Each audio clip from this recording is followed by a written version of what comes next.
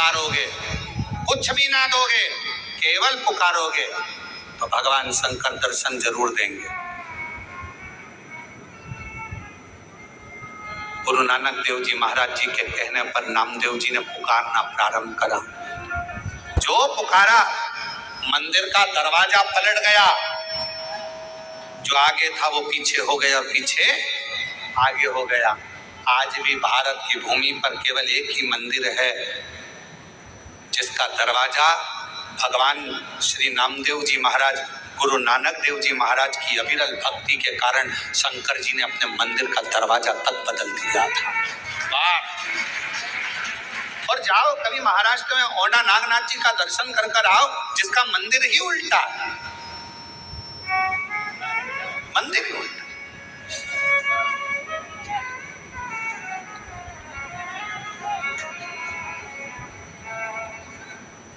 क्या दिया?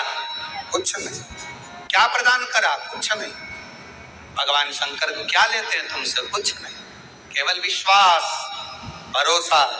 अगर दृढ़ी है तो मैं मिलूंगा। बस तू अहंकार का त्याग करना, अपने भीतर अभिमतता लेकर मेरे पास मत आना कि मैं इतना मेरे पास सत्ता है, इतना मेरे पास वैभव है, इतना मेरे पास में दौलत है, मैं इस कुर्सी का अधिपति हूँ, मैं इस पद पर हूँ।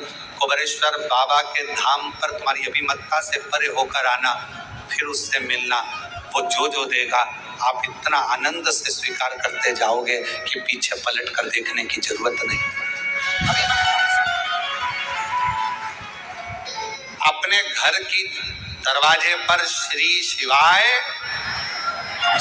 दुकान के दरवाजे पर श्री शिवाय, गाड़ी के द्वार पर श्री शिवाय, नमस्तुभ्यम लिख दो।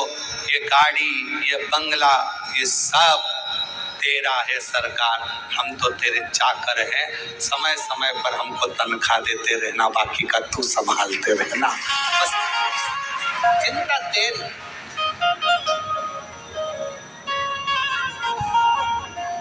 मेरी गाड़ी, मेरा बंगला, इस सब कुछ, ये सब कुछ तेरा सरकार, मेरा कुछ नहीं, सब तेरा। मेरी गाड़ी, मेरा बंगला, सब कुछ तेरा सरकार, मेरा तो। अब जब हमारे शंकर भगवान का हो जाएगा, सब शिव का हो जाएगा, तो टेंशन भी चलाना है। मेरे भरोसे रहता है, मेरा है, मेरे भरोसे है। जरा ध्यान देना नरसिंह मेहता के चरित्र पर। नरसिंह मेहता के कितना कितना दुख आया, पर नरसिंह मेहता ने रत्ती भर चिंता नहीं करी। क्यों? क्योंकि नरसिंह मेहता को मालूम था मेरा जीवन का सारा सर्वस्व मैंने भगवान सांवरिया सेठ को छोड़ दिया। सेठों में सेठ सांवरिया सेठ, बाकी के सारे डुप्लीकेट। तो उसको मालूम था मैंने उस पर छोड़ा।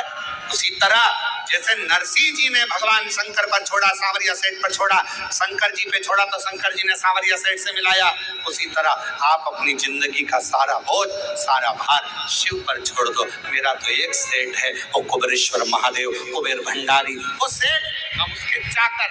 का जब गुल खिला तब जा कर के ये दर मिला, मेरी किस्मत का जब गुल खिला तब जा कर के मिल गई मुझको जो तेरी, मिल गई मुझको जो तेरी, सबसे बढ़िया है सबसे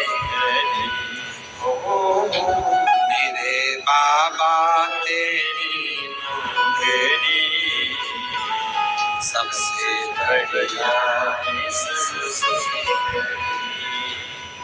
बस उसके आश्रित हो जाओ।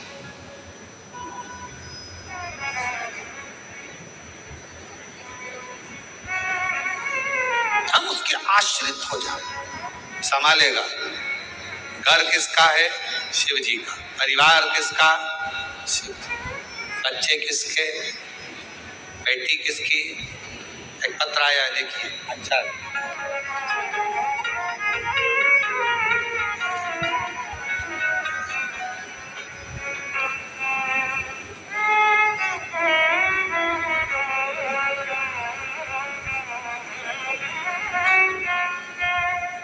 एक बात बहुत पहले का स्मरण है कि छत्तीसगढ़ में इस कथा का वाचन करा था रेवा सुतार। क्या नाम है उसका?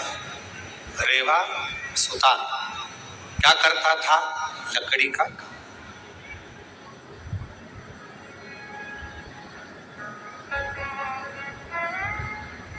अब रेवा सुतार लकड़ी के कार्य को करता, दूसरे का मकान बनाता, पर खुद का जो मकान था वो टूटा हुआ झोपड़ा था। पत्र पड़े हुए थे उस पर, पत्ते, और वो पत्र उस पर पड़े।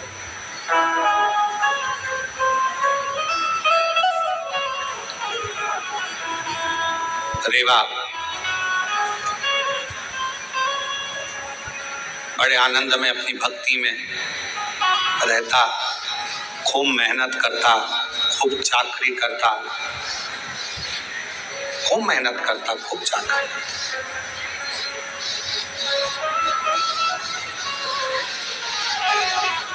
शिव महापुराण भगवान शिव का पवित्र चरित्र कहता है कि अगर ये मानव की देह मिली है तो मेहनत में पीछे मत हटो।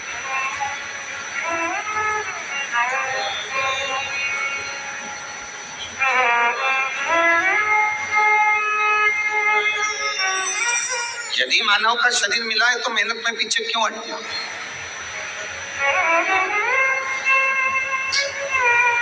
हिम्मत करे तो 11 किलोमीटर दूर से कावड़ भरकर कुबरेश्वर धाम तक आ गए। हिम्मत करी तो आए ना। हिम्मत भी नहीं करते, अरे मेरे से तो चलते नहीं बनेगा, मेरे से तो नहीं बनेगा, मेरे से तो नहीं बनेगा। पहले ही अंदर से अगर टूट जाओगे तो फिर कुबरेश्वर धाम तक आ पाओगे? जम के बोलो जरा, नहीं ना।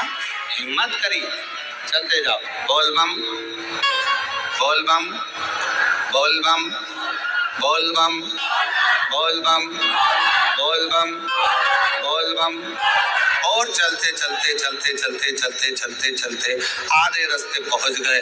आधे रास्ते पहुंचने के बाद भी मन में ऐसा आ रहा है आगे चलूं कि ना चलूं। अब फिर मन में आया 2 किलोमीटर और बचा है, थोड़ा सा हिम्मत और करते और बोल बम, बोल बम, बोल बम, बोल बम। और चलते चलते चलते चलते आखिरी में कुबरेश्वर बाबा के धाम में बाबा ने हिम्मत करी।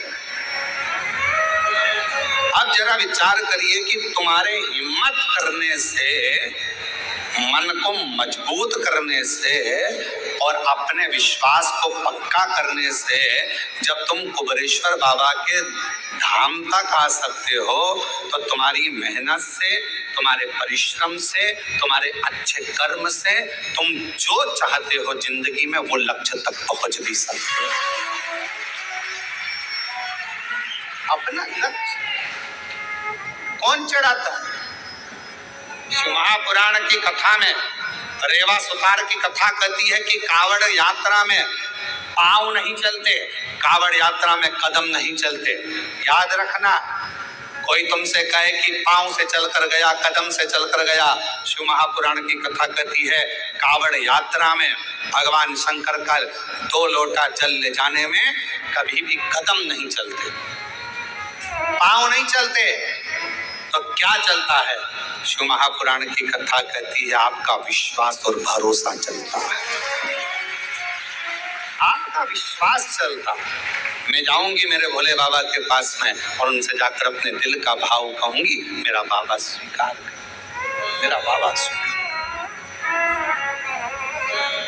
पांव नहीं चल रहे हैं, कदम नहीं चल रहे हैं, चल रहा है आपका विश्वास, चल रहा है आपकी दृढ़ता, चल रही है आपका भरोसा।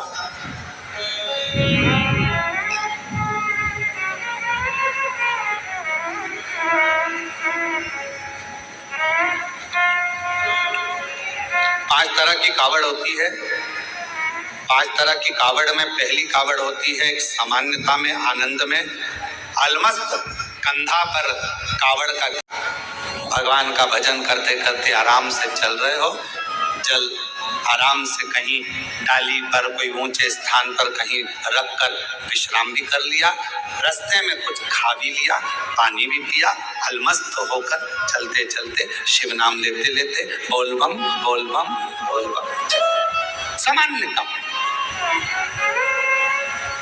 एक कावड़ होती है दंडवत कावड़,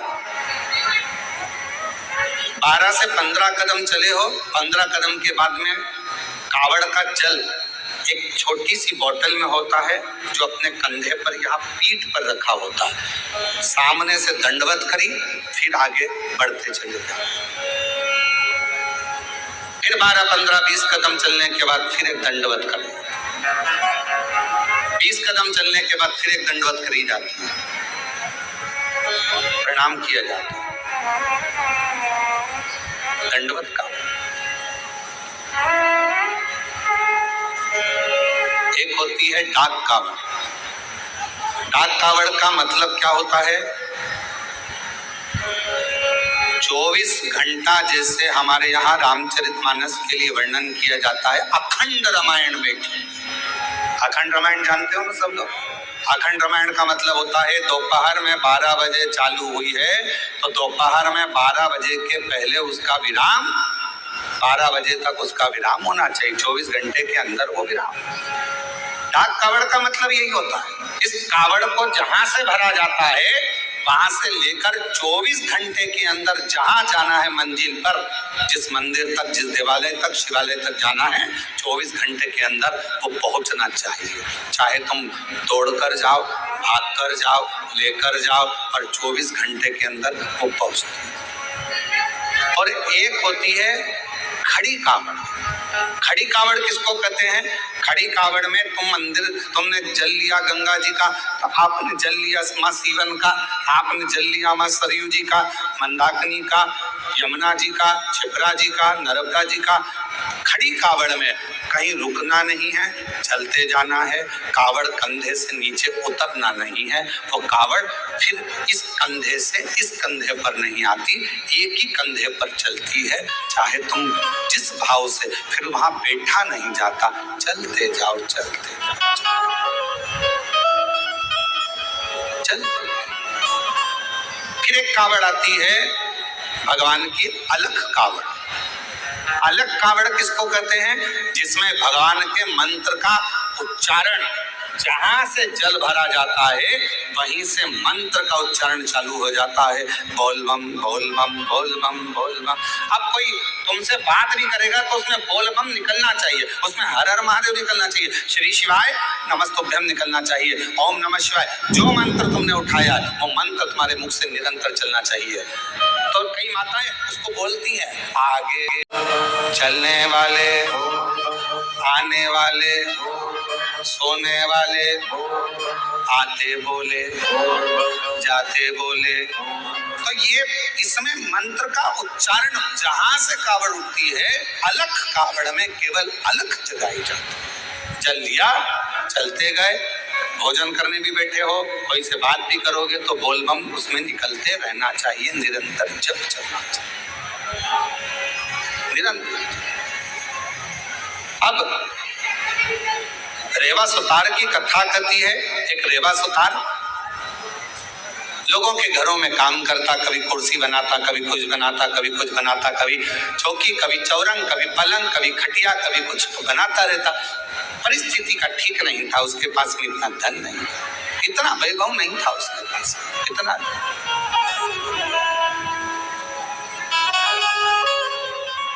चले जाना, एक दिन निकल गया, 2 दिन निकल गया, 4 दिन निकल गए, घर में अन्न का दाना नहीं पहुंचा रेवा सुतार। रेवा सुतार के यहाँ जब अन्न का दाना नहीं पहुंचा, बहुत दुखी था। जैसे ही रेवा सुतार घर में पहुंचा, पहुंचते से ही धर्मपत्नी बाहर निकल कर आई, पूछा, स्वामी आपके पास में कोई भोजन की व्यवस्था हुई क्या?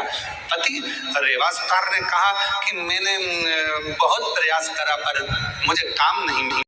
3 दिन निकल गए, आज चौथा दिन है, चौथे दिन में भी बच्चों को कुछ मिला नहीं, कुछ नहीं। आज चतुर्थ दिवस है, चौथा दिन है और बच्चों को भोजन में कुछ मिला नहीं है। रेवा सुतार की आंख से जल बह रहा था, आंखों से जल।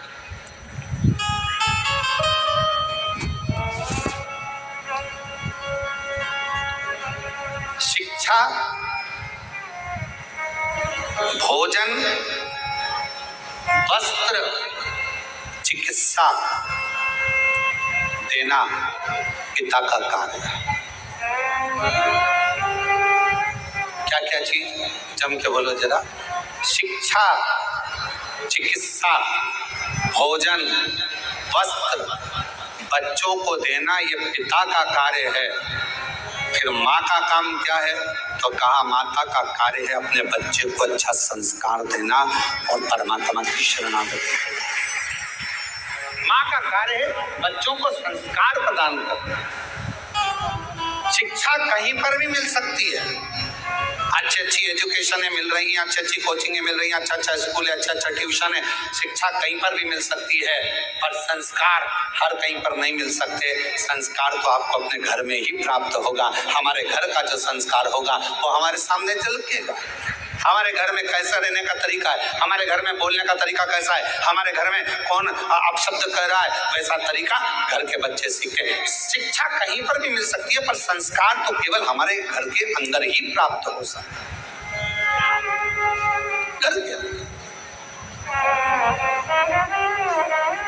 अब रेवा सुतार की पत्नी ने कहा कि बच्चे 3 दिन के भूखे हैं तो भोजन नहीं मिल पा रहा है, आप कृपा करिए। इतने में तुरंत धर्मपत्नी ने जैसे ही सुना, पत्नी ने कहा, पति की आंख से आंसू बहने लगे, मेरे बच्चे भूखे हैं, मैं वापस जाता हूँ। रेवा सुतार फिर निकल गया और जैसे ही रेवा सुतार जा रहा था, जाते जाते रेवा सुतार पहुँचते पहुँचते कहीं से आवाज लग जाए, कहीं से कोई बोल दे, हमारे घर का ये काम है सुतार, तुम कर दोगे, थोड़ा सा हम तुम्हें भाग दे देंगे। कोई की आवाज नहीं आई, कोई की आवाज, कोई नहीं। तब श्रावण का महीना था, शिव भक्त कावड़ लेकर जा रहे थे। कावड़ उठाने वाले भक्त का जो बांबू था, डंडा था, कावड़ के वजन से वो बीच में से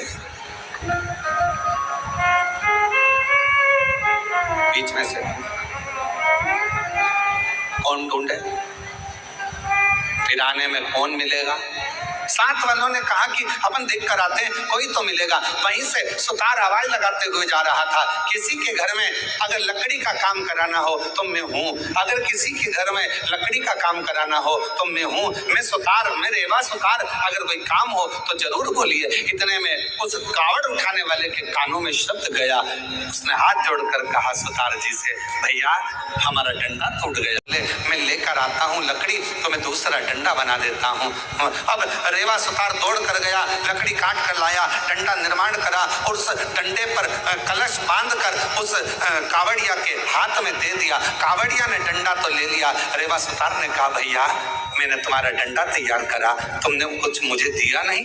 इतने में कावड़िया ने कहा भैया हमारे पास देने के लिए कुछ भी नहीं है, कुछ भी। ए भैया हमारे पास कुछ भी नहीं। भैया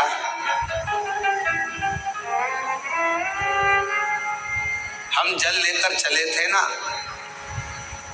वहां से हमारे पास में जो भी था सब छूट गया, हमारे पास कुछ नहीं। ए भैया, रेवा सुतार की आंख में से जल बहने लगा। अब भोजन भी नहीं, बच्चों को काम किया तो पैसा भी नहीं। रेवा सुतार ने मन में सोचा इससे तो अच्छा है कि मैं भी इनके साथ कावड़ भर रहे हैं। घर जाऊंगा, पत्नी कहेगी बच्चे भूखे हैं, भोजन कहाँ से लाऊंगा, क्या करूंगा, पर अपनी पत्नी और बच्चों के पीठ दिखाकर भागना ये भी अच्छी बात नहीं। रेवा सुतार ने सोचा एक काम करता हूँ, अगली बार कावड़ भरने जाऊंगा, अभी तो मैं अपने घर जाता हूँ। चलते चलते रेवा सुतार जब घर की ओर चले, चलते चलते जैसे ही कावड़िए की कावड़ का डंडा कलश भगवान देवाधिदेव महादेव के पास पहुंचा, जल समर्पित किया। समर्पित करते से ही देवाधिदेव महादेव ने सबसे ज्यादा सराहना उस रेवा सुतार की करी। उस रेवा गया मेरे देवाधिदेव महादेव करुणा करने वाले, 2 लोटा 1 डंडा लेकर उसी कावड़िए का रूप रखकर रेवा सुतार के दरवाजे पर पहुंच गए। आवाज लगाई, अरे रेवा सुतार, हे रेवा सुतार। रेवा सुतार ने कहा, कौन है भैया? जो आकर देखा तो जिसका मैंने डंडा तैयार करा था, जिसकी कावड़ मैंने तैयार करी थी, वो कावड़िया जा रहा था, डंडा टूट गया था। कावड़ का डंडा टूटने पर मैंने तैयार करा था। भैया क्या बात है? इतने में उस कावड़िए ने कहा, भैया रेवा सुतार, तुम्हारे को हमने दक्षिणा में तुमने हमारा डंडा ठीक करा था, उसका शुल्क नहीं दे पाए थे, इसलिए हम ये 2 लोटे 1 डंडा कावड़ का तुम्हें दिए जाते हैं। अब तुम इसको रखना, यही हमारा तुम्हारा शुल्क है। जैसे ही 2 लोटा 1 डंडा कावड़ का रेवा सुतार के पास में आया, रेवा सुतार ने सोचा चलो पैसा नहीं आया तो कोई बात नहीं, अगले साल यही डंडा यही लोटा लेकर चले जाएंगे।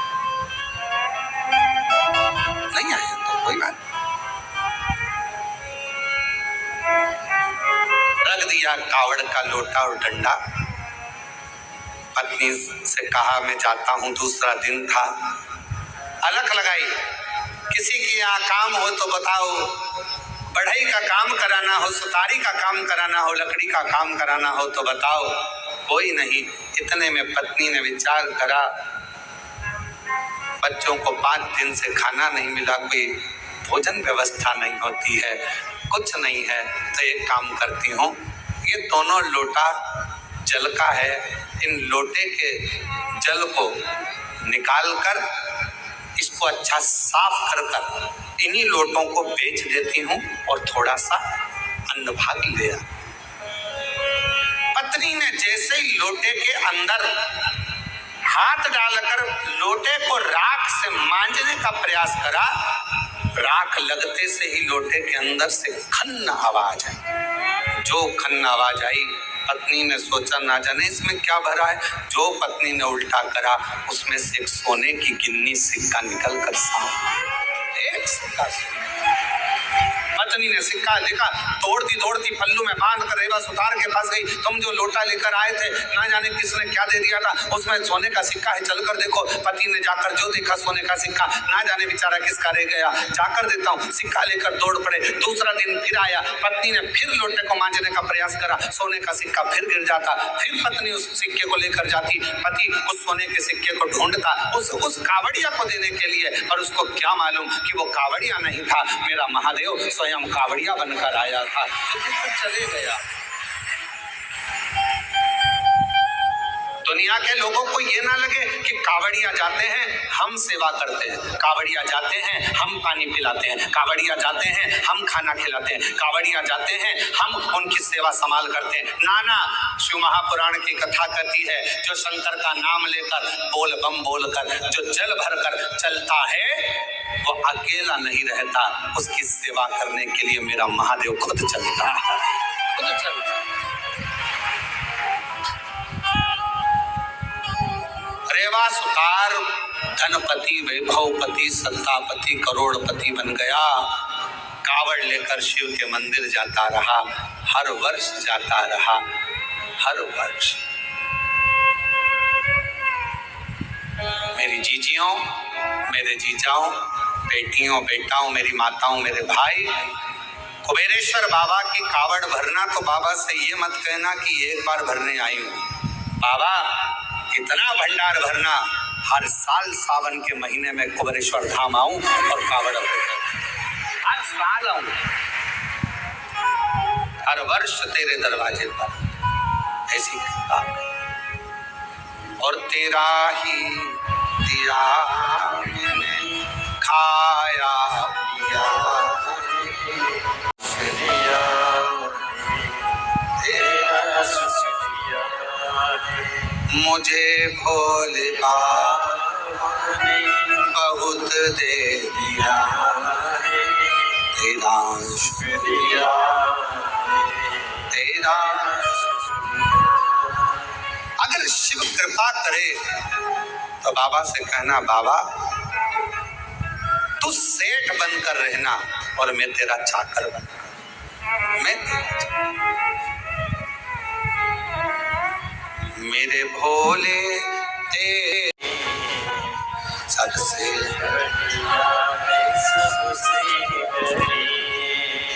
जब से तेरा गुलाम हो गया, तब से मेरा भी नाम हो गया। जब से तेरा गुलाम हो गया, तब से मेरा भी नाम हो गया। वरना औकात क्या थी मेरी, वरना औकात क्या थी मेरी, सबसे बढ़िया है सबसे भोले बाबा तेरी नौकरी, सबसे बढ़िया है सबसे तेरे दरवाजे की चाबी, सबसे बढ़िया है उसके चाकर बन जाए हम, उसके चाकर। अच्छा, दुनिया के लोग कहते हैं सेठ बनने में फायदा है, पर तो हमारे यहाँ तो शिव महापुराण जी कहती है कि चाकर बनने में भी बहुत फायदा, बहुत फायदा। सेठ बनोगे तो बिजली का बिल तुम्हें जमा करना है, गाड़ी में सारा टेंशन। अच्छा तुम देखना,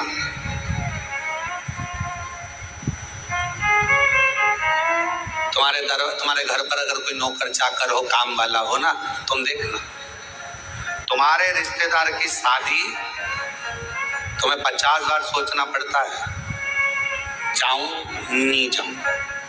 और नौकर चाकर के रिश्तेदार की शादी, बुआ के, मासा के लड़के की लड़की की शादी 4 दिन पहले से गायब और 4 दिन बाद तक गायब।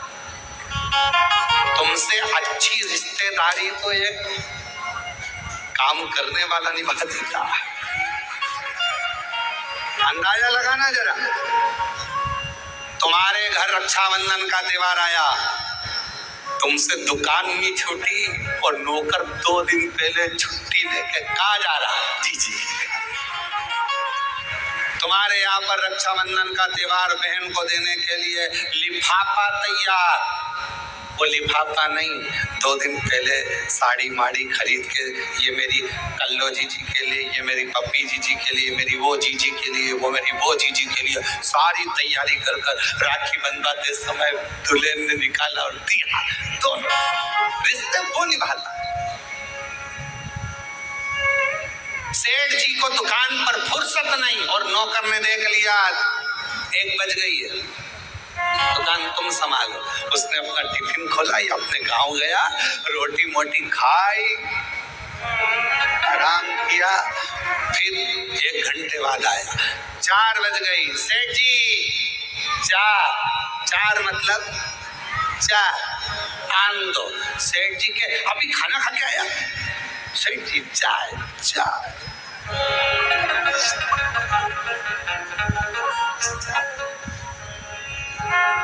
एक दिन नौकर का मन कर गया फिल्म देखने जाना। सेठ जी ने पूछा क्यों रे, कल नहीं आया? नहीं। कहाँ गया था? टॉकीज। क्या करने? फिल्म देखने। सेठ जी चक्कर खा रहे, हम कमा के मरे जा रहे, तू टीवी और फिल्म देखना।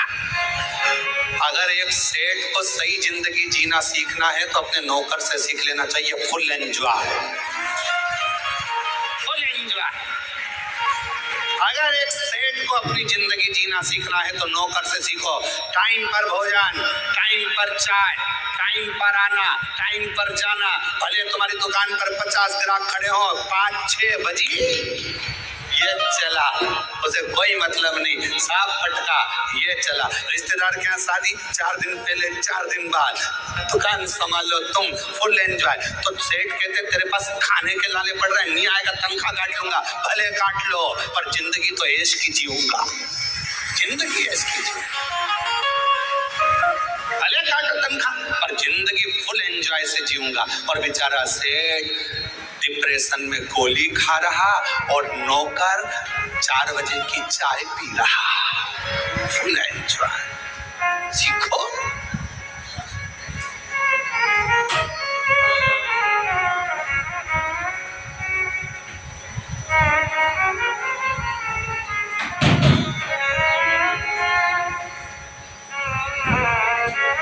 Full enjoy. हम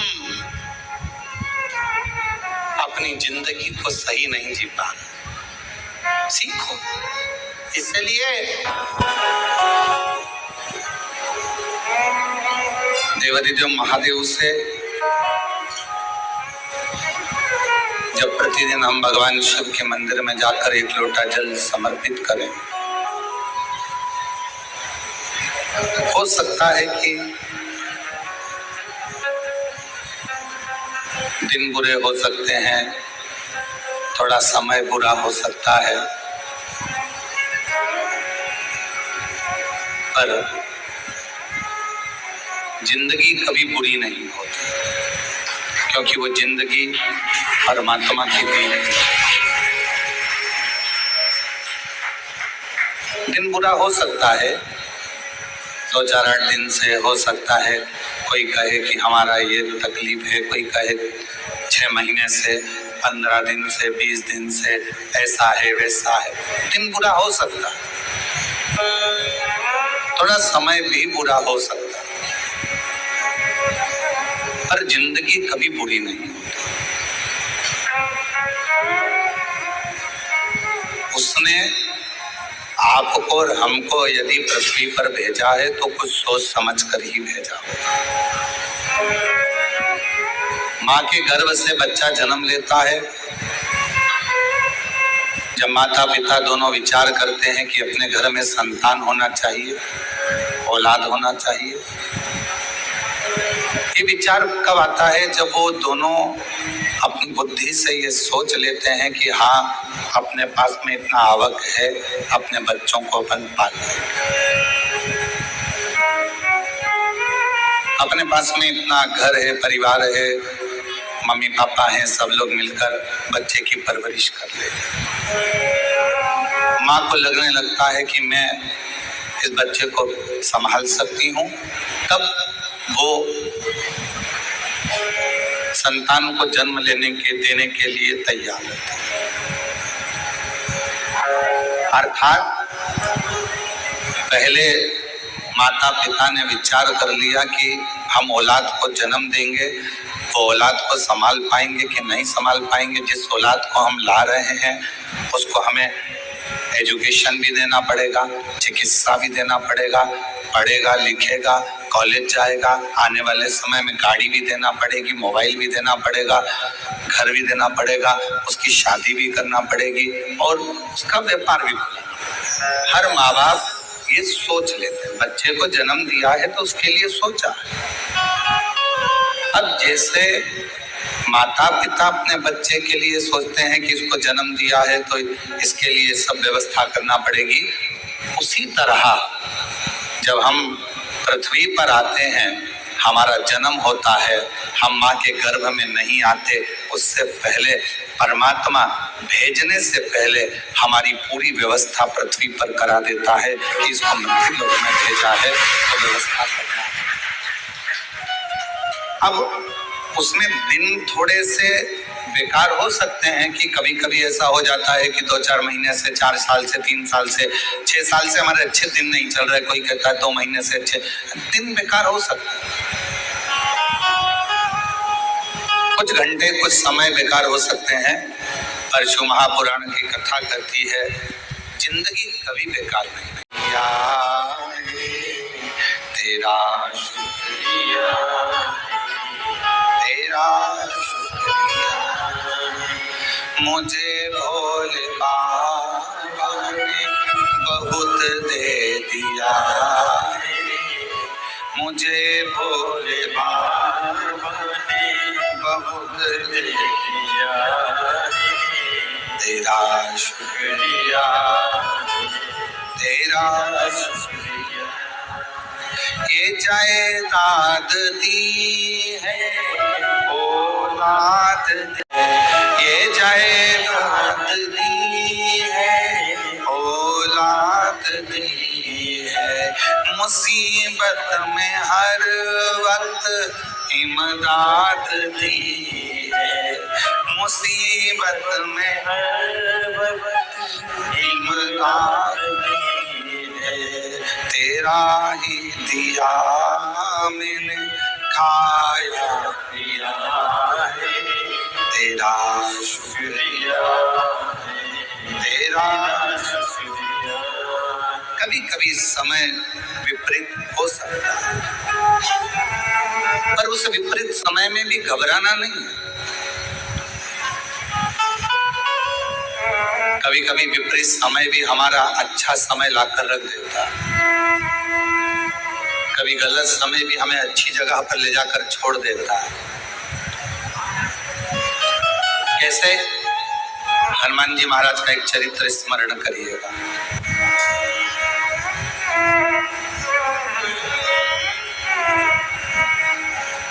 श्री हनुमान जी महाराज ने एक लीला रची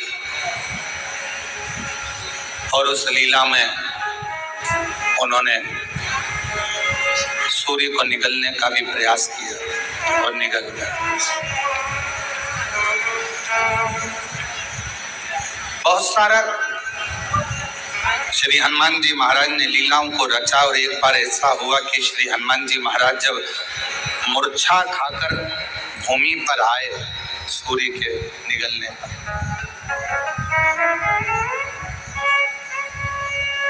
सारे देवता एकत्रित हो गए और देवताओं ने श्री हनुमान जी महाराज मूर्छा खाकर गिरे और देवताओं ने उन्हें वर देना प्रारंभ कर।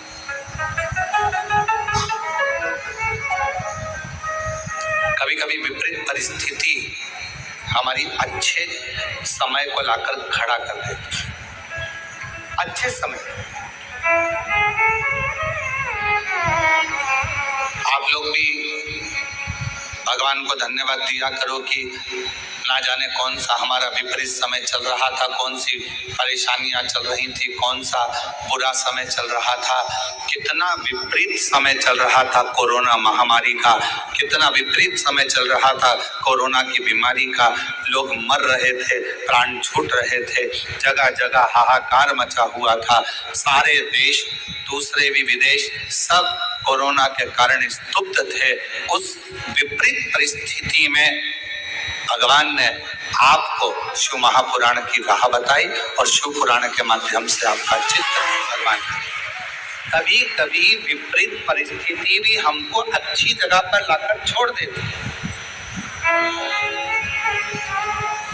हनुमान जी महाराज अगर मूर्छा खाकर गिरे हैं तो उनको वर प्राप्त हो और उसमें सबसे प्रबल वर था हनुमान जी के पास, और श्री हनुमान जी महाराज के पास में वो सबसे जरूरी था वो हाथ में होना, और वो थी श्री हनुमान जी महाराज के हाथ में गदा। हनुमान जी के हाथ में जो गदा थी, जो सोटा था, वो मूल था।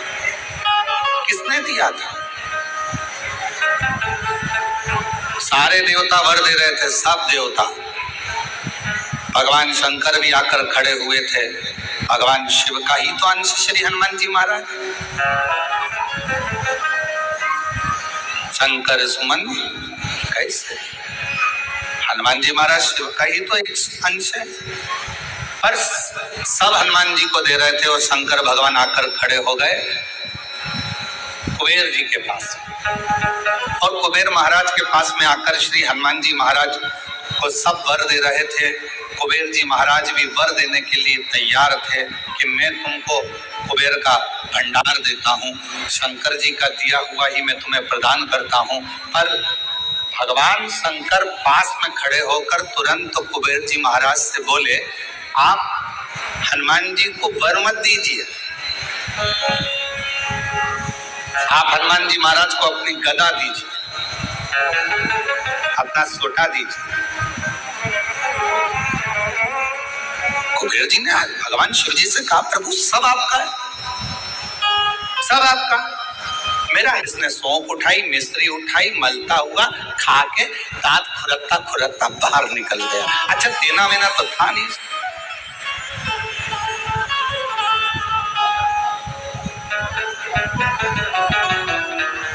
और आशीष सही है, अब इसको देना वेना तो है नहीं। अब वो तो सौंफ और मिश्री खा के दांत खुरकता खुरकता। दो तरह के दोस्त हैं, एक खाते खाते टेबल पर से उठा जाकर पैसे कटवा दिए, और दूसरा वो अरे रुक तो सही, अरे मैं इतना देने वाला होता तो पहले ही चले जाता, और वहां जाकर काउंटर में नाटक कर रहा है, मैं दे दूंगा मैं दे दूंगा मैं दे दूंगा। बहुत मुश्किल है ये कहना, मैं बैठा तो हूँ, क्यों चिंता करते हो।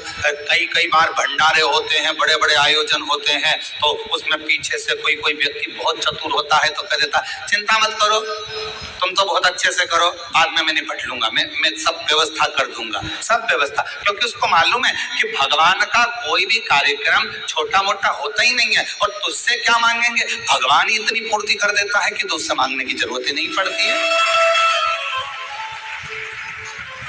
दो मित्र हैं, एक जेब में हाथ डालता है पर देता नहीं है, और दूसरा वो है जो तुरंत निकाल कर दे देता है। तो मेरे शंकर भगवान वो मित्र हैं जो एक सेकंड की देरी नहीं लगाते। तुम शंकर जी के मंदिर पर जाने से पहले अपने घर का दरवाजा छोड़कर लोटा लेकर, जब तुम अपने घर में पानी का लोटा उठाते हो, भरते हो, बाहर निकलते हो, तुम्हें लगता है कि तुम शंकर जी के मंदिर में शंकर जी को जल चढ़ा रहे हो। उस समय पर शंकर भगवान तुम्हारे घर में आ जाते हैं, तुम्हारा भंडार बनते हैं। शिव जी जेब में हाथ नहीं डालते, शंकर भगवान को उठाया और दे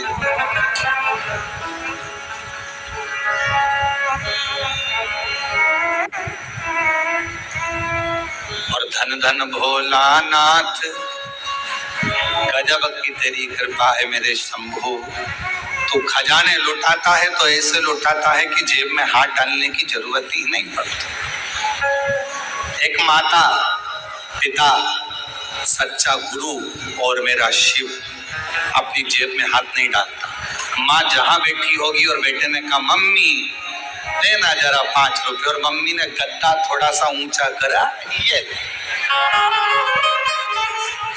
माँ पर्स वर्स नहीं खोलती, तुरंत उसने कहा मम्मी मेरे को 5 रुपए दे देना। इतने देर में तो मम्मी ने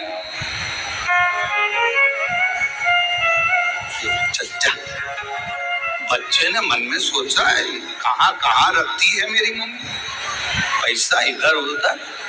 माँ जेब में हाथ नहीं डालती, तुरंत निकाल कर देती, पापा पापा मुझे ये चाहिए। तुरंत उन्होंने निकाला अपने पास। गुरु, कोई सतगुरु है, कोई सच्चा भगवान का भक्त और गुरु है, वो अपनी जेब में से निकाल कर कुछ नहीं देगा। जैसे ही शिष्य ने आया और उसका चेहरा पढ़ लिया, उसको कहने भी नहीं देता, केवल एक निगाह से देख लेता है और झोली भर देता है। अपने हाथ से निकाल कर गुरु कभी तुम्हें नहीं देगा, अपने पास का निकाल कर गुरु कभी नहीं देगा, क्योंकि गुरु आपको भिखारी जैसा नहीं देखना चाहता, गुरु आपको राजसी ठाट में देखना चाहता है। वो निकाल कर नहीं देगा, वो अपनी कृपा की दृष्टि करेगा, वो अपनी दया की दृष्टि करेगा, वो शिव दृष्टि करेगा। और जब अपने शिष्य को गुरु देख लेगा उतनी देर में बस विचार कर लेगा, जी यहाँ से जाएगा इसको मिल जाएगा, मैं दूंगा तो इसको लगेगा कि मैं क्या भिखारी हूँ, मैं मांगने वाला हूँ। और आज अगर मैंने भिखारी बना दिया तो सेठ कब बनेगा, इसलिए इसको सेठ बनाना है, तो ये जाएगा और इसको अपने आप इसकी मेहनत से मिल जाएगा। शिव भी, मेरे शंकर भगवान अपनी जेब नहीं रखते, मेरे शंकर भगवान अपने पास में दौलत धन बहुत सारी जेब नहीं रखते। कोई आया उसने तो तुरंत शीश नवाया, शिव जी की चढ़ी हुई भस्म उसके मस्तक पर लग गई और चपटी भभूत में है खजाना कुबेर। अब जो भभूत चढ़ी हुई है वो कुबेर का भंडार भरने वाला, कुबेर का खजाना, हाथ ना लगाने। महाराज शिव कथा कर रही है, भगवान शंकर का चरित्र कर रहा है। भगवान शिव जी मेरे ओघड़ रानी कुबेर जी के पास जाकर खड़े हो गए और कुबेर जी से कहा, देव वरदान मत दो, वरदान मत दीजिए। तो क्या देना है? शंकर भगवान ने कहा, तुम्हारे पास में जो कुमोद की गदा रखी हुई है, जो तुम्हारे पास में कुमोद की रखी हुई है, जो गदा रखी हुई है, वो गदा तुम हनुमान जी को दीजिए। हनुमान जी की गदा का नाम क्या था? जम के बोलो, कौमोद की। सब लोग बोलो साथ में, कौमोद की। आखिरी में का शब्द पर ई की मात्रा, कौमोद की। ये श्री हनुमान जी की गदा का नाम, जो स्वयं भगवान विष्णु का ही एक स्वरूप है, भगवान नारायण का ही एक स्वरूप, कौमोद की। और कुबेर जी देव कौमोद की। कुबेर जी कहने लगे, प्रभु ये जितने देवताओं ने वर हनुमान जी को दिया है ना प्रभु, जितने देवताओं ने वर हनुमान जी को दिया है वो सारा वर एक तरफ है, और शंकर भगवान आपकी दी हुई मुझको ये गदा एक तरफ है। अगर मैं ये गदा हनुमान जी को दे दूंगा तो हनुमान जी तो अति बलशाली हो जाएंगे, अति बलशाली। बस अभी तो आप कह रहे थे कि ये सब कुछ आपका है, आपको देना चाहिए। तब श्री कुबेर जी महाराज ने भगवान शंकर के कहने पर शिव जी की दी हुई कुमोद की गदा श्री हनुमान जी महाराज को दे दी। हनुमान जी महाराज ने जैसे गदा लिया, भगवान विष्णु और ब्रह्मा जी ने कहा, अब तुम्हें डरने का बात नहीं, अब शंकर का अंश तो तुम हो ही, साथ में इस गदा के रूप में 33 कोटि देवताओं के पास जो बल है उससे 1000 गुना ज्यादा बल इस गदा के अंदर तुम्हारे पास में आ गया। 1000 मांगा नहीं है मेरे ओगड़दानी ने, मेरे शंभू ने, मेरे शंकर भगवान ने किसी से मांगा नहीं, मेरे शंकर भगवान ने, हनुमान जी ने भी किसी से मांगा नहीं। बस उनको वर की वर प्राप्त हो गया। तेरे मंदिर में आना मेरा काम है और मेरी बिगड़ी बनाना।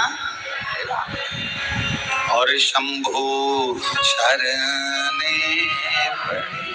मांगू दुख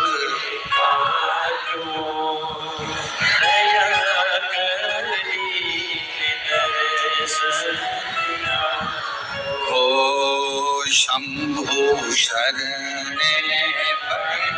मांगू घड़ी रे दुख काटो दया दर्शन। शिव जी के दरवाजे पर जब हमें अभी आप लोग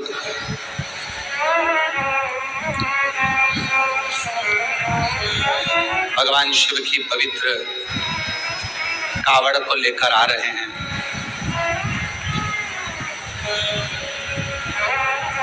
और भगवान शंकर की पवित्र कावड़ का लाभ ले रहे हैं, शिव जी को जल चढ़ा रहे हैं, भगवान शंकर को जल समर्पित।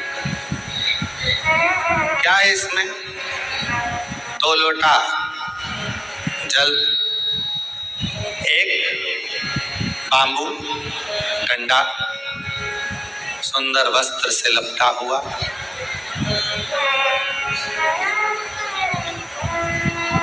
कभी विचार करिए, एक कथा बहुत पहले कही थी।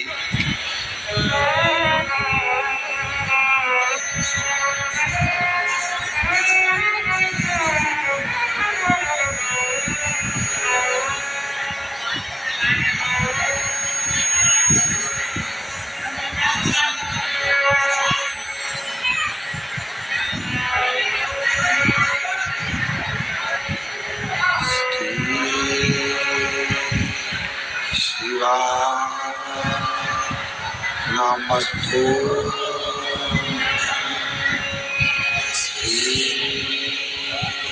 शिवा नमस्तु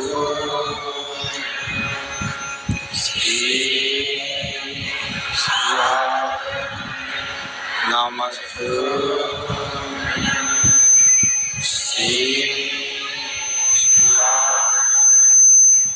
नमस्तु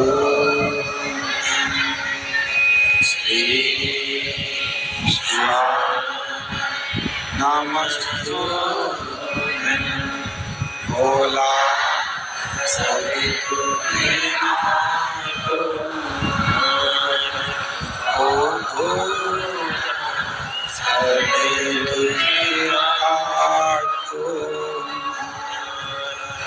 शिव शंकर जपो तेरी माला, भोले बाबा जपो तेरी माला, भोला सभी ओ भोला सभी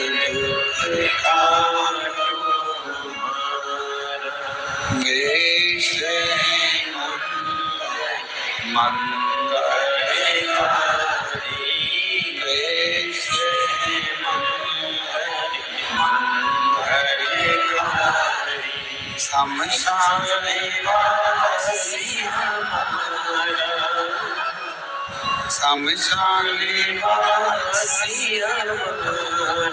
ओ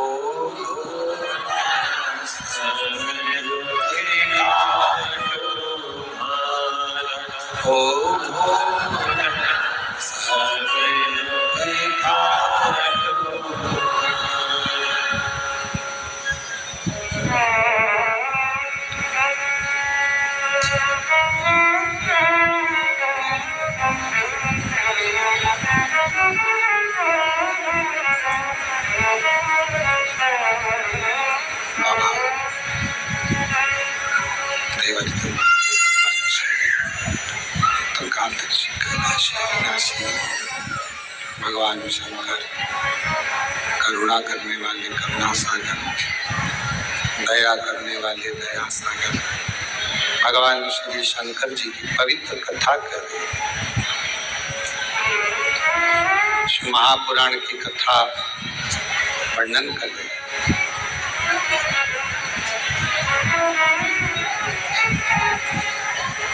भगवान शिव के कहने पर भगवान श्री कुबेरेश्वर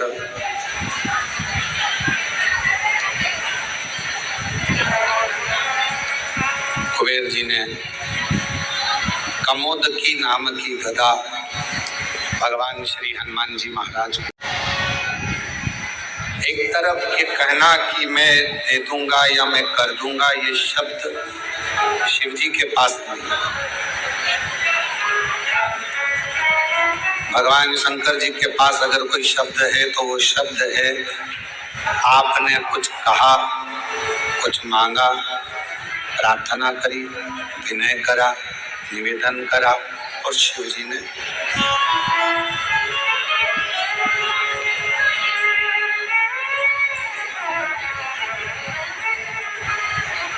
आपका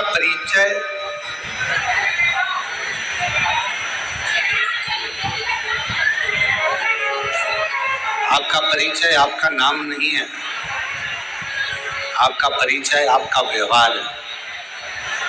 अच्छी सोच, अच्छी अच्छी दृष्टि, अच्छा व्यवहार, अच्छा कर्म, ये व्यक्ति के जीवन का सबसे सुंदर परिचय है।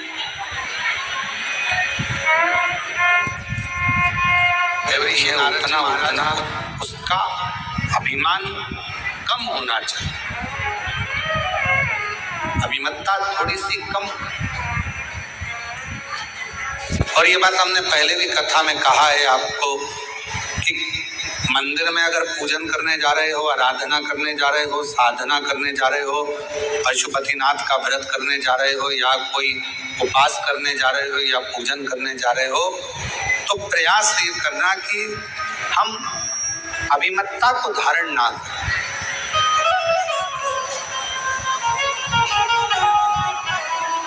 आपको बहुत अच्छी पूजन आती है, आप बहुत अच्छी आराधना कर लेते हो, आप बहुत अच्छी भगवान शंकर का श्रृंगार कर लेते हो, आप बहुत अच्छा भगवान शंकर को राजी कर लेते हो, आप बहुत अच्छा भगवान का पूजन कर लेते हो, सब कुछ आपको बहुत अच्छा आता है, हम जानते हैं।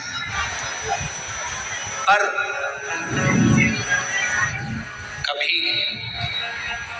4 लोगों में ये बात कि पूजन में 2 घंटा, आधा घंटा, 15 मिनट, 20 मिनट, मेरे जैसा कोई शंकर कोली, गांव तरवाड़े, जिला धूलिया की रहने वाली हूँ। मेरा मोबाइल नंबर ये है। मेरी पोती चारू कोली, जो बचपन से ही जिसकी किडनी में दिक्कत थी, जो अभी 11 साल की है। कहीं बैठी हो चारू, चारू बेटा अगर कहीं बैठी हो तो हाथ हिला सकती हो, और यदि उसकी दादी आई हो तो वो भी हाथ हिला सकती है। मेरी पोती चारू कोली, जो बचपन से ही किडनी में दिक्कत थी, जो आज 11 साल की है, इलाज के लिए हमने मुंबई, गुजरात, सूरत के अस्पतालों में दिखाया तो बताया कि किडनी खराब हो गई है और ऑपरेशन करने का बोल दिया, किडनी निकालना होगी। घर वाले सभी जन चिंता में पड़ गए। तभी आपकी कथा धूलिया महाराष्ट्र में 2023 में हो रही थी। हम पंडाल में आए और महादेव से विनती की, आपकी अब किडनी ठीक कर दो। मेरे बाबा से निवेदन कर पशुपतिनाथ का व्रत किया। दुनिया के लोग पूछते हैं, गुरुजी पशुपति व्रत क्या केवल मनुष्य ने करा है? हम कहते हैं ये पशुपति व्रत पाशुपत्य अस्त्र प्राप्त करने के लिए स्वयं राम जी ने भी करा है, स्वयं भगवान कृष्ण ने भी करा है। पशुपति व्रत किया, महादेव को पशुपति व्रत करके महादेव को जल चढ़ाते और वो जल अपनी पोती को लाकर दे देते, बेलपत्र लाकर चारू को देते। तभी हमारे फैमिली के डॉक्टर को फाइल दिखाया तो डॉक्टर बोले कि किडनी में प्रॉब्लम तो है। तब भी मन नहीं माना, हम उसको अहमदाबाद के नरियाद में दवा खाने दिखाने को चले गए।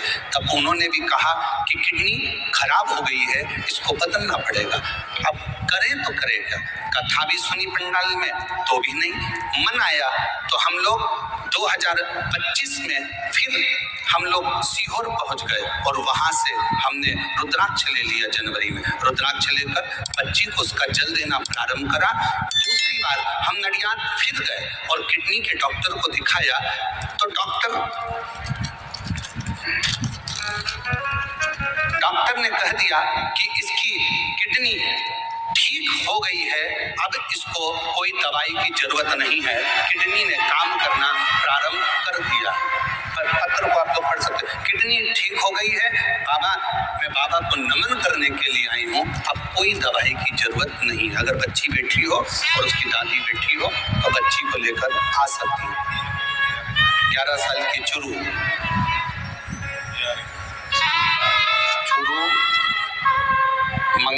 मंगलाबाई शंकर कोली, गांव तरवाड़े, जिला धूलिया की रहने वाली है।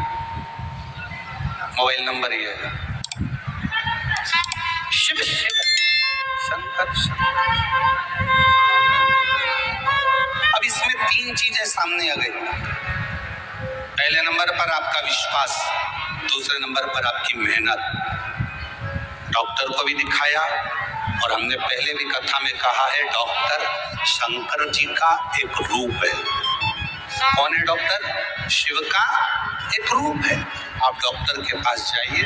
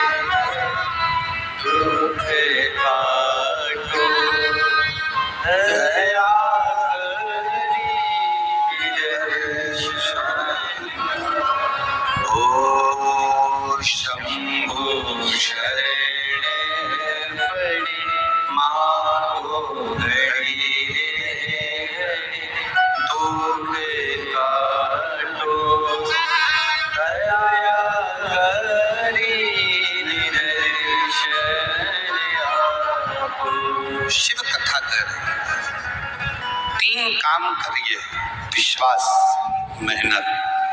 डॉक्टर को भी शिव का एक रूप मानकर उसके पास जरूर जाओ। जांच बोले जांच कराओ, दवाइयां दे दवाइयां खाओ, और विश्वास रखो कि मेरे घर का ये व्यक्ति ठीक होकर ही रहे। फिर थोड़ा सा इंतजार, थोड़ा इंतजार।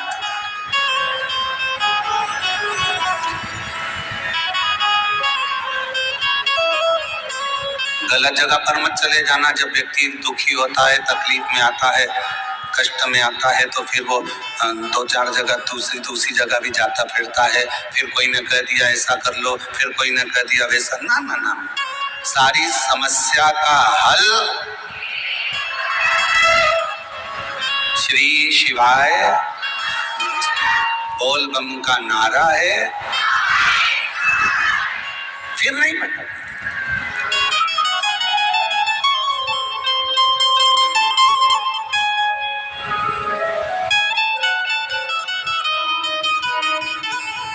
हम इंतजार नहीं कर पाते। आज के व्यक्ति के जीवन में सबसे बड़ी उलझन केवल एक ही है कि वो इंतजार करना नहीं जानता। वो इंतजार करना नहीं।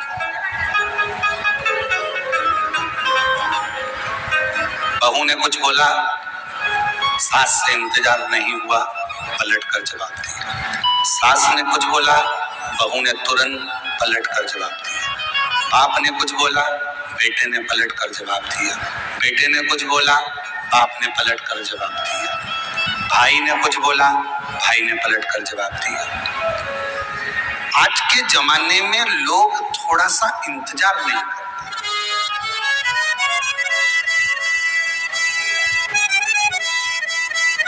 भगवान ने कितनी बड़ी कृपा करी है, आपको सर भी दिया है तो सर में दिमाग भी दिया है।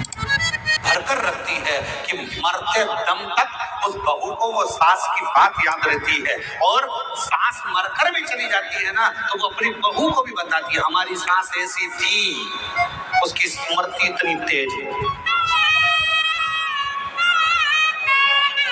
चौथे नंबर पर है स्मृति में शिव है।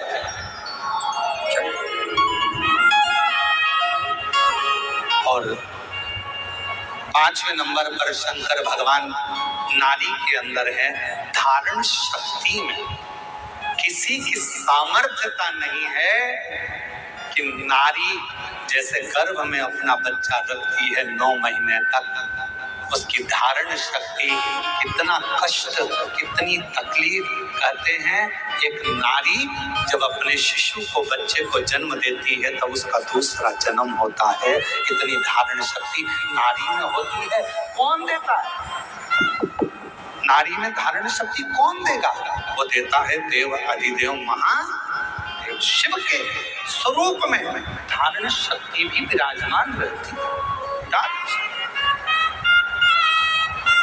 और 6ठे नंबर पर है जो भगवान शंकर स्त्री में रहते हैं, वो धैर्य। स्त्री में जो धैर्य है वो शंकर का एक प्रतिबिंब है, शंकर का एक स्वरूप है।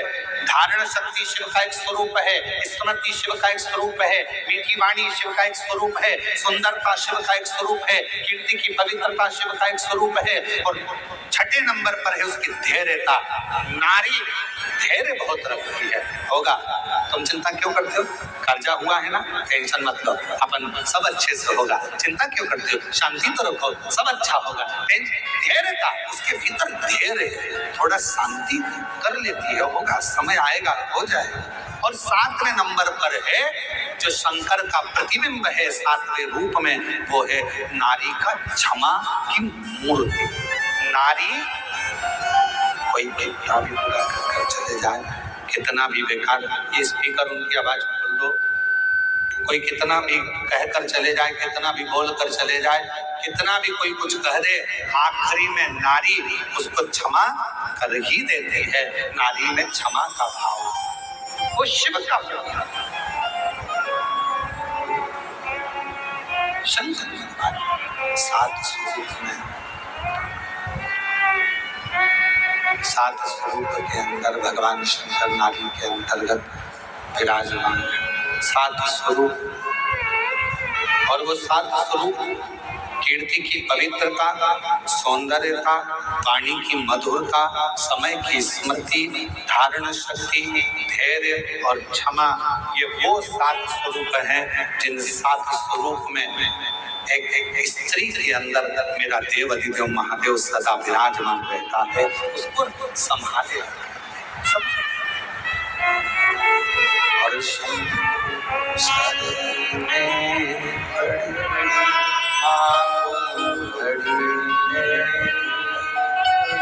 दुख काटो दया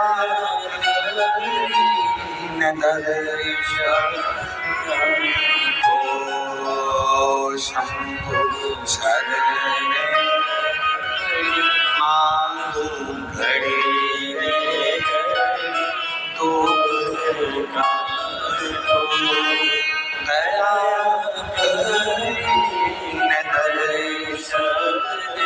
उसकी ध्यान शक्ति भी मूल है। एक पत्र आया है, अच्छा है।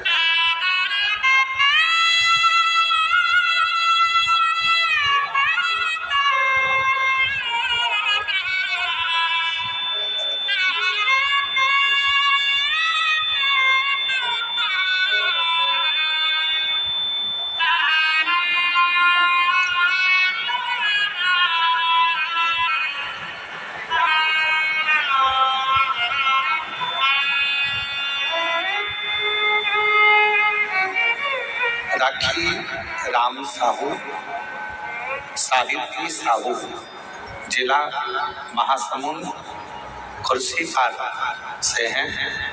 कहीं बैठी हों तो एक बेलपत्र लेने के लिए चल रहा है।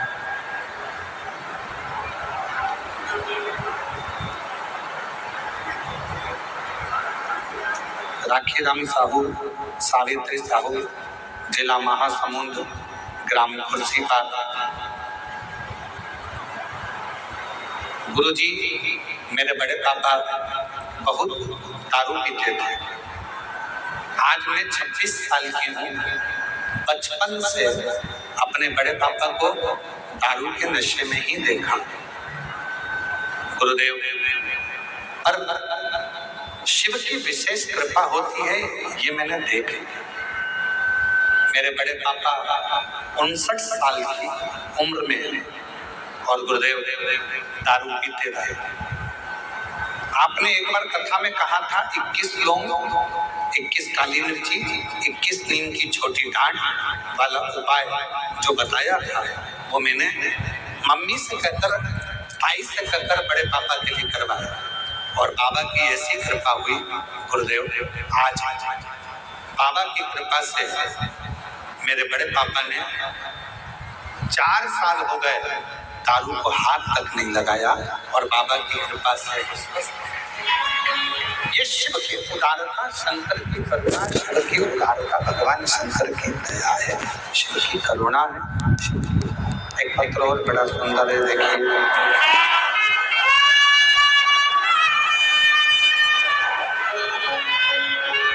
मेरा नाम श्रीमती निशा मानिकपुरी है और मेरे पति का नाम अमित दास मानिकपुरी है। मैं धनेली गिरोन थाना धरसिंगा जिला रायपुर की रहने वाली है। भोलेनाथ का मैं क्या वर्णन करूं। मेरी शादी को 8 साल हो गए थे, लेकिन मेरी कोई संतान नहीं था।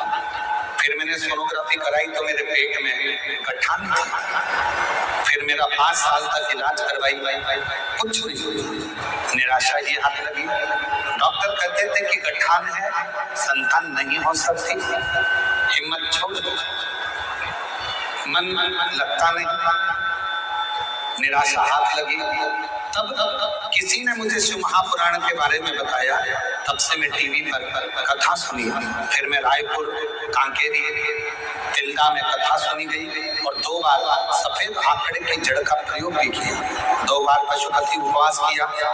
तब बाबा का मैं क्या वर्णन करूं। मेरा 3रा उपवास भी मैंने पशुपतिनाथ का करा और 2024 के सावन महीने में मैंने बाबा को कावड़ भी चढ़ाई। बाबा की विनती करी और गुरुजी बाबा ने ऐसी कृपा करी 18 मार्च 2025 को बाबा की कृपा से 8 साल के बाद मुझे पुत्र रत्न की प्राप्ति हुई, जिसका मैं फोटो लगा रही हूँ, जिसका मैं फोटो लगा रही हूँ। शिव शिव है और तेरी कृपा बिना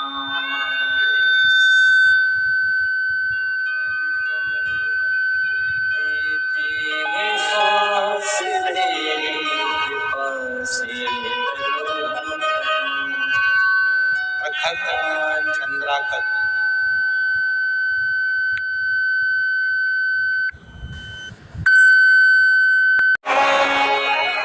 जरा पत्र में आप पढ़ के बताओ एड्रेस क्या लिखा है। एलईडी पर पढ़िए, प्रखर चंद्राकर, न्यू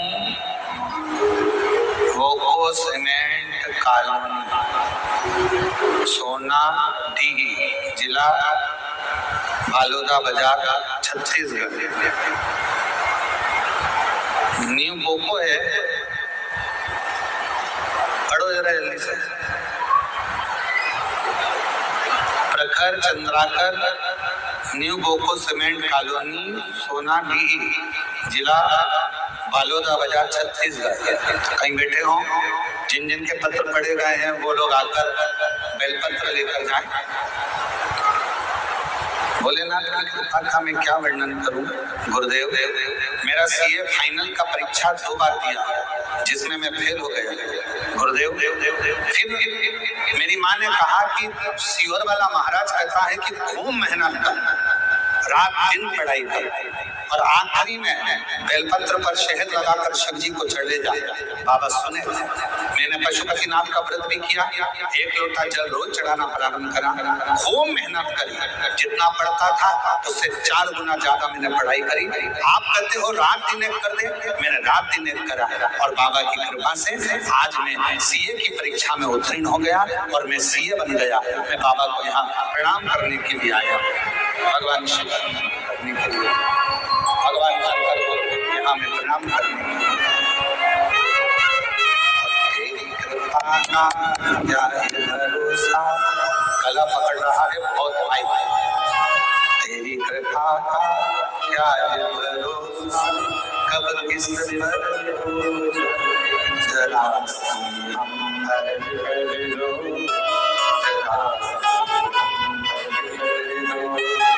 तेरी कृपा का क्या है भरोसा, कब किस पर हो जरा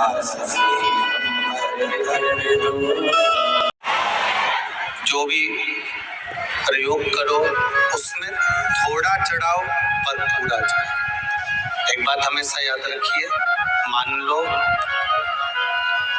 घर में अगर लक्ष्मी नहीं आ रही, किसी कारणवश कोई कार्य ऐसा हो गया हो कि आप बहुत मेहनत कर रहे हो, सफलता नहीं मिल रही हो, लक्ष्मी प्रवेश नहीं कर रही हो, तो महाराज बेल का जो फल होता है उस फल के अंदर का जो गुर्दा होता है, बेल के फल का अंदर का जो भाग होता है गुर्दा, उसको लेकर घर पर आओ और सुखा लो। सुखाने के बाद उसको जलाओ, जलाकर उसकी भस्म तैयार करो। उस भस्म को अच्छा बढ़िया पीस लो, पीस कर कपड़े से छान लो महाराज।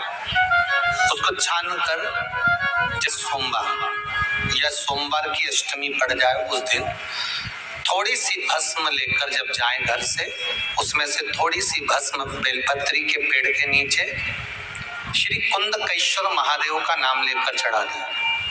क्या नाम लेना है? कुंदकेश्वर।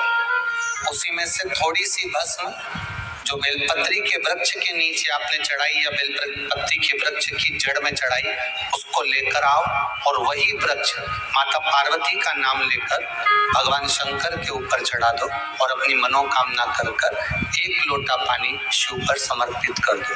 चुटकी भर बस, ज्यादा नहीं, मात्र चुटकी। 5 प्रदोष भी पूरे नहीं होंगे और बाबा चाहेगा कि आपका जो लक्ष्मी रुकी हुई है या व्यापार नहीं चल रहा या कार्य नहीं हो रहा, तो बाबा उसको 1 प्रदोष 2 प्रदोष करोगे, तीसरे प्रदोष में तो बाबा धक्का लगा ही देगा, कैसे ही लगाएगा।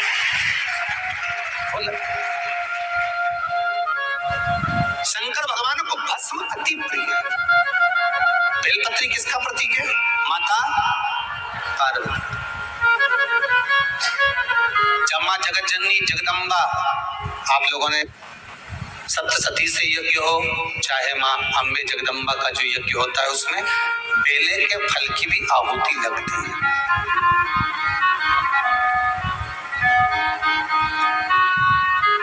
उस भस्म की बड़ी प्रबलता, बेल का जो गुर्दा होता है उस गुर्दे की जो भस्म तैयार कर जाती है उसका बड़ा महत्व है, बड़ा। हम तो यहां तक कहेंगे देसी गाय का घी हो, कौन सी गाय का? देसी हो, जर्सी नहीं, देसी गाय का घी हो, देसी गाय के दूध से जो घृत का निर्माण हो वो घी हो, और बेले का जो फल का गुर्दा जलाओ उसकी भस्म अगर आपने बेलपत्री के पेड़ के नीचे ही बनाई हो, मान लो अगर कोई बड़ा बेलपत्री का वृक्ष हो और पहले देख लेना उसके नीचे बनाते समय कहीं मधुमक्खी तो नहीं लग रही, बेलपत्री के पेड़ के नीचे बेल के फल का गुर्दा की अगर थोड़ा सा भी सूखा हुआ कहीं बेल का फल का गुर्दा मिल जाए उसको जलाकर उसकी भस्म तैयार करें, उस भस्म को पीस ले, पीस कर उसको काजल जैसा तैयार करके डब्बी में रख ले महाराज। शिव जी पे चढ़ी हुई भस्म को पहले वो पीस के शंकर जी पे चढ़ाओ, फिर उसको लेकर आकर उसमें गाय का, देसी गाय का उसमें घी मिलाकर काजल जैसा तैयार कर मस्तक पर मात्र या कलेजे पर उसकी एक बिंदी ही रखकर आप अपने कार्य के लिए अगर निकल गए तो ये पक्का है कि वो कार्य होगा ही, सफल होकर ही मानेगा। ज्यादा से ज्यादा 5 दिन उसके पास जाना पड़ेगा, 6 दिन जाना पड़ेगा, पर कार्य सफल होगा ही, उसको करना ही पड़ेगा, क्योंकि वो केवल बेल की कालोच नहीं गई है, वो स्वयं काल का तुम्हारे साथ है, स्वयं पार्वती माँ तुम्हारे साथ है। भस्म शिव जी को प्रिय, उस भस्म का प्रयोग बड़ा सुंदर। जपती भभूत में है खजाना,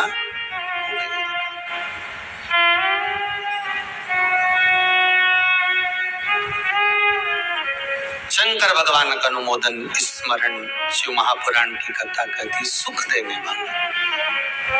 कभी कभी भगवान का अगर स्नान कराने जा रहे हो शिव मंदिर में या अपने घर पर भी आप शंकर जी का स्मरण कर रहे हो, प्रयास करा करो कभी कभी बाजार में से चंदन अगर मिल जाए लाल तो अच्छी बात है, नहीं मिले तो बेलपत्री की जो तुम डंडी और फेंक देते हो पत्ती तोड़कर उसी डंडी को सुखा लीजिए और उसको पत्थर पे घिसकर उसका चंदन बनाकर पानी में मिलाकर शंकर जी को चढ़ा दीजिए।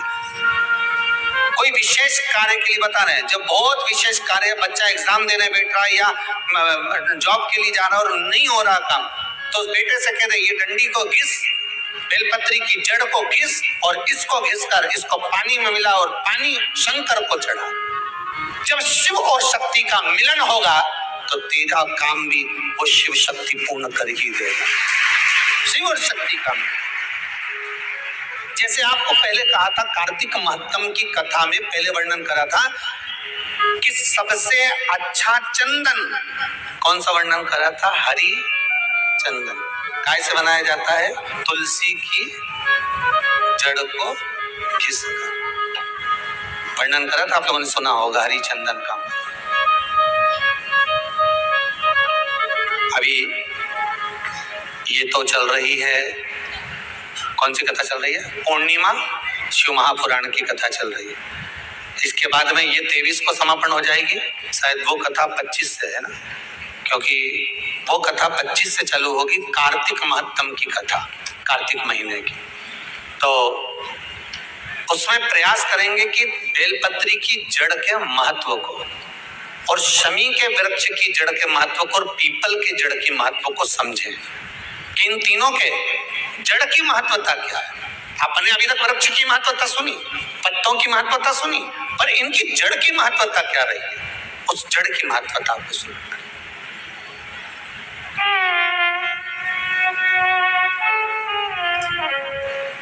पर उसमें एक बात आती है, थोड़ा सा अगर कहेंगे तो लोगों को लगेगा कि गुरुजी ऐसी बात बोल दिए हैं। उसमें एक बात जड़ की महत्वता में आती है कि जड़ हमेशा मिट्टी से ढकी होना चाहिए। बोलो सही है कि गलत है? अगर जड़ मिट्टी से बाहर होगी तो वो वृक्ष टिकेगा? जम के बोलते जाओ, नहीं टिकेगा ना। मैं तो रखूंगा, ज्यादा नहीं कहूंगा।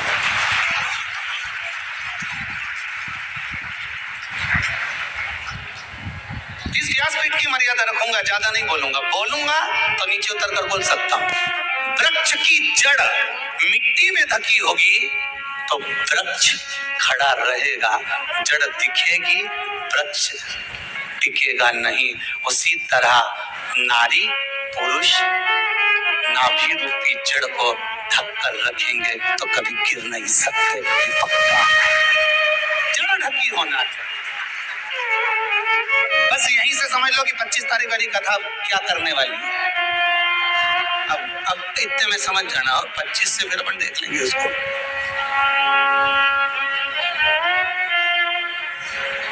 ज्यादा बोलेंगे तो आपको लगेगा कि सीवर वाला महाराज जी फिर बोले, तो ये जड़ की कथा उसमें सुनेंगे जड़ की महत्वता क्या है।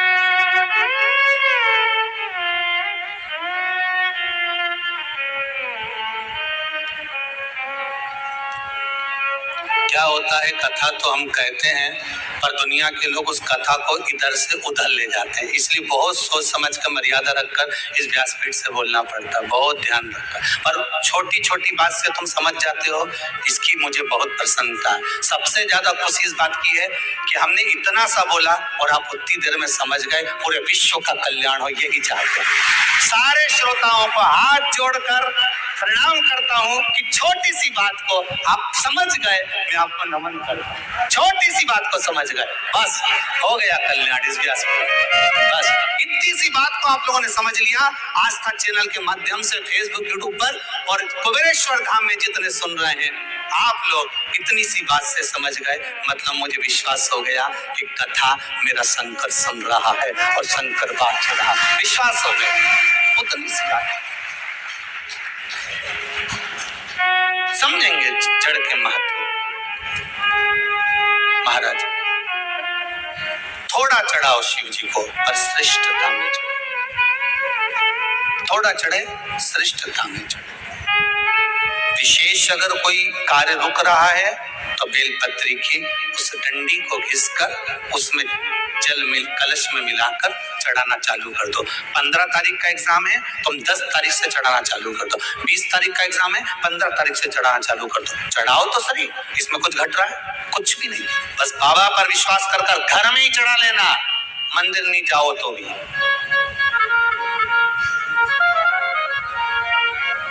घर में जो शिवलिंग हो छोटा सा, उसी पर समर्पित कर लेना। आप विश्वास रखकर करना बाबा करें। साहूकार की 2 बेटियां, एक पूर्ण व्रत करती है, एक आधा व्रत करती है।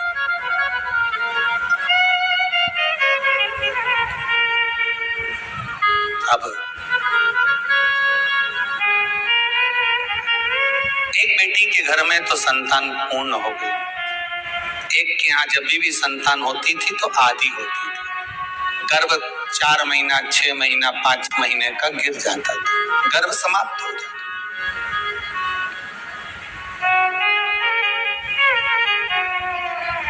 जब गर्भ समाप्त हो रहा है, बार बार कष्ट हो रहा है, बार बार तकलीफें आ रही, क्या करा जाए? बहन ने अब की बार फिर गर्भ धारण किया। इसको नहीं मालूम कि ये गलती क्या कर रही है, ऐसा हमको भी भान नहीं हो पाता। अपनी त्रुटि को, अपनी गलती को, अपने गलत स्वभाव को, अपने गलत व्यवहार को, अपनी गलत सोच को, अपने गलत विचार को हम नहीं जान पाते, क्यों? क्योंकि हमारी दृष्टि में हम दूसरे की गलत सोच, गलत विचार, गलत दृष्टि देख रहे होते।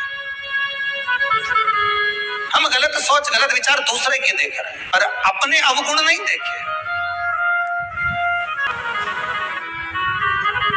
एक बहन का बच्चा अधूरा पैदा हो रहा है, जन्म ले रहा है।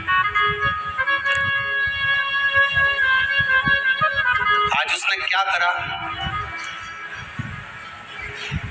दाइयों ने कहा तुम्हारे जो संतान हुई है वो अधूरी हुई है।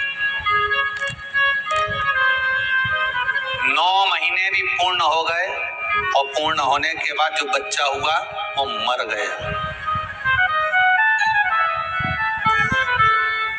बहन ने कहा एक काम करो,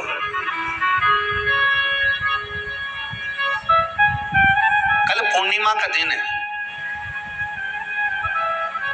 मेरा बेटा जो मर गया है उसको दफन मत करना। एक चौकी बिठा बिछाइए, एक पाटा लगाओ, उस पाटे के नीचे मेरे पुत्र को सुला दिया जाए। मेरी बहन के घर में जितने बच्चे होते सब पूर्ण होते, मेरी बहन के घर में जितनी संतान होती सब स्वस्थ होती, पर मेरे यहाँ जितनी संतान हुई आज तक पूरी नहीं रही, जो हुआ मर गया। मेरी बहन बड़ी अकड़ में रहती है ना, अब इसके मरने का दोष मैं अपनी बहन पर लगाऊंगी। कल मेरी बहन आने वाली है, शाम को जब मेरी बहन आएगी और दीपदान करेगी, तब मैं उसको यहाँ बिठाऊंगी, जाने की तैयारी करूंगी, तब उसको दोष लगा दूंगा। बहन आई सुंदर सुंदर वस्त्र आभूषण पहनकर। अच्छा, कथा में कई जगह पर मिलता है कि सुंदर सुंदर वस्त्र आभूषण पहनकर आई। इसका मतलब ये नहीं है कि तुम सोना चांदी पहन के कथा में जाओ। बहुत ध्यान देना हमारा।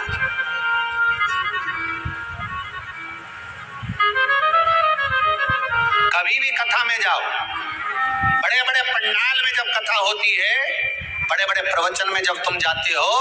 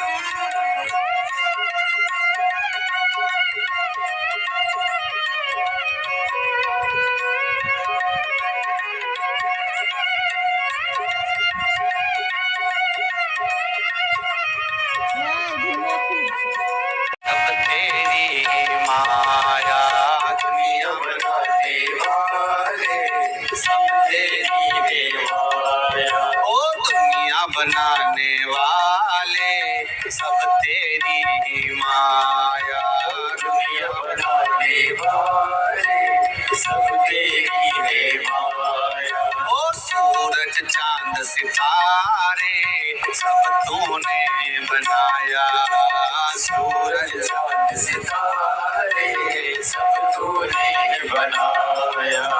आशीर्वाद तुम्हारा भोले हे संकट को हारा, आशीर्वाद तुम्हारा भोले हर संकट में हारा।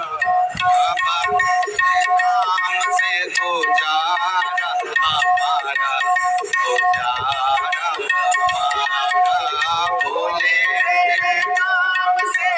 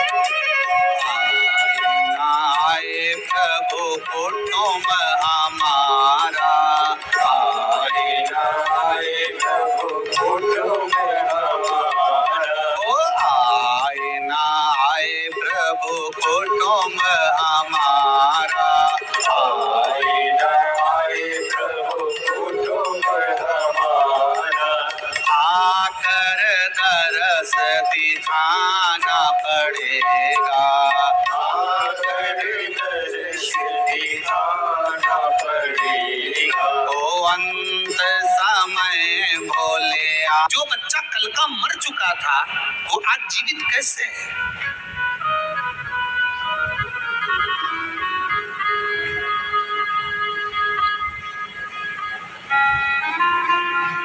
जो मर चुका था वो आज जीवित कैसे? ये इसमें एक पत्र है, चलिए उसका भी स्मरण करें, ढूंढना पड़ेगा, परंतु कि एम्बुलेंस में ले जा रहे थे। पत्र देखिए, ढूंढना।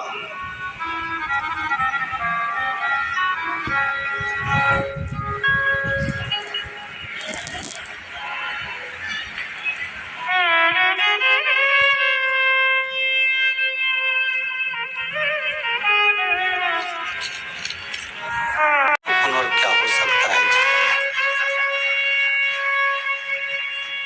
आपका पुण्य, आपका दान, आपका किया गया सत्कर्म, आपका किया गया भजन,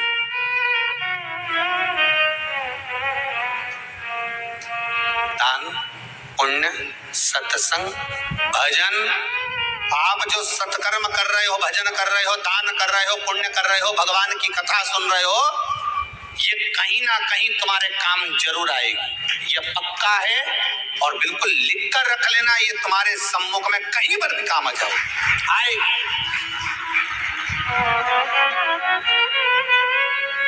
बोल बम की नारा है, बाबा एक सहारा है, बोल कमरिया।